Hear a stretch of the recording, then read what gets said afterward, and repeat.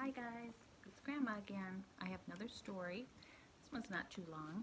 It's called The Man Who Didn't Wash His Dishes. There it is. And he has a cat in the story, so I happened to grab a cat. His cat is black, but we'll keep our little friend here during the story next to me. Anyway, The Man Who Didn't Wash His Dishes. Here we go.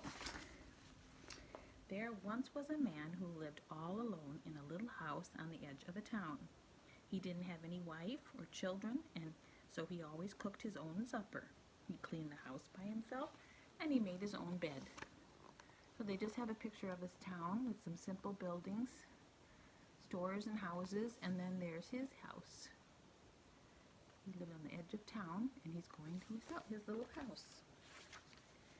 One night he came home hungrier than usual, so he made himself a big supper.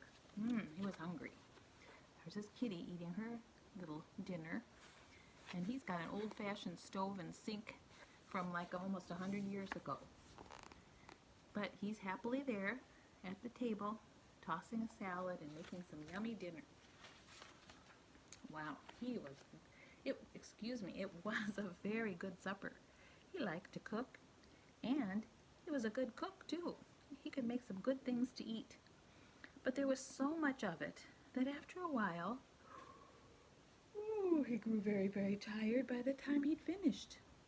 So he just sat back in his chair, as full as he could be, patting his tummy, and decided he'd leave the dishes in the sink till the next night. And then he could wash them all at once. So there he is, with his stretching back with his hands on his full tummy. He looks like he ate some ham and salad and I don't know what all that was. And then here's some pie. He looks like he ate almost half the pie. Well, the next night he was twice as hungry. That means 2 times, right? Twice. So he was twice as hungry, so he cooked twice as big a supper, and he took twice as long to eat it, and he was twice as tired by the time he finished. So, what do you think? He left those dishes in the sink too. So there he is, eating and getting full and tired again. And there's the dishes, getting a little piled up in the sink there, aren't they? Well, as the days went by, he got hungrier and more tired. And so, he never washed his dishes. And after a while, there were so many dirty dishes that they didn't all fit in the sink. So, he began to pile them on the table. Like, okay, I ran out of room. I'll put them on the table. They're all getting stacked up on the table, on his tablecloth. Soon the table was so full that he began to put them on his bookshelves. There they are on his bookshelves. So he's got books here, but on the top, next to his decorations, he's got dishes stacked up and look like they're almost going to fall off, don't they? And when they were full, that means when the bookshelves were full, he put them just everywhere he could find an empty place. On top of his radio, on top of his radio, on his chair where he used to sit with his cat, piled up to the top of the chair. The cat's like, huh? What's going on here? Soon, he had dishes piled on the floor too. In fact, the floor got to be so full of dishes that when he came home in the evening, he had a hard time getting into his house. They were even piled against the door. So look at his messy house there. Everywhere, on the floor, on the tables, on the shelves, and he could hardly get his door open there, you can see from the outside, because he had so many dishes, they were blocking the door. Does he have a problem? Yeah, I wonder what he's going to do. Well, one night he looked in his closet and he thought, there wasn't one clean dish left. What am I going to eat on? He was hungry enough to eat out of anything. So he went to his bathroom. He had a dish there that was holding a bar of soap, and he used that. Excuse me, there he is, holding a soap dish in his hand from the bathroom sink. See? Well, the next night that was dirty, so he used one of his ashtrays. Now, we don't have those anymore, at least hardly anybody does. That's when people used to smoke. a pipe or a cigarette. They had ashtrays, and they were like just a dish to hold that. So we used that. Well, pretty soon he'd used up all his ashtrays. Then he ate out of some flower pots, some clean flower pots that he found down in the cellar or the basement. And when they were all used up, he ate out of candy dishes, and he drank water from vases for flowers. Look, there he is drinking out of a fancy vase that's got all curvy edge on it. But the flower pots he's been using, he threw the flowers on the floor so he could drink out of the vase.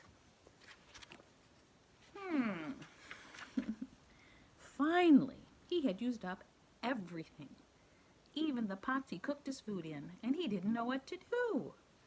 He was so unhappy. What do you think he should do? He's got a problem. No clean dishes, no clean anything to eat off of. Well, his whole house was full of dirty dishes, and dirty flower pots, and dirty ashtrays, and dirty candy dishes, and dirty pots, and a dirty soap dish, and he couldn't even find his books, or his alarm clock, or even his bed anymore. His bed had dishes all over it now. He couldn't sit down to think because even his chairs were filled with dishes, and he couldn't find the sink, so he couldn't wash them because the sink was buried. So there's just a picture of dishes everywhere, and there's the sink that's buried. Everywhere he looked, dishes, dishes, dishes, and they were all dirty. Well, he was pretty sad, but then, all of a sudden, he listened.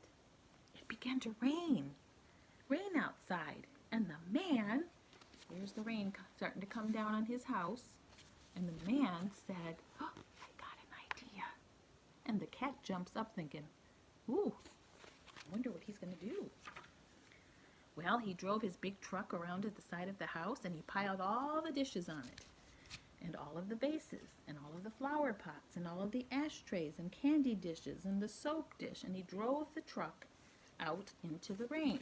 There he is with his raincoat and hat, carrying dish after dish in the rain to his green truck. He's got his cat sitting inside there, and he filled the trunk bed, the back of the truck, with dishes. And the rain fell on everything, and soon all the things were clean again. The rain had washed them. Well, then the man carried everything back into the house. He put the dishes in the dish closet, the pots in the pot closet, the ashtrays on the tables, the candy dishes on the shelves, the flower pots in the basement, the vases in their places, and the soap dish in the bathroom. He was so very, very tired after carrying everything back and putting it away that he decided from then on he would always wash his dishes just as soon as he had finished his supper. There he is looking proudly at his clean house again, and his dishes put away on the shelves and everything back in place on the tables and everything. Well, the next night when he came home, he cooked his supper, and when he had finished eating it, what do you think he did? He washed his dishes, and he put them right away too. And he did this every night after that. The man is very happy now.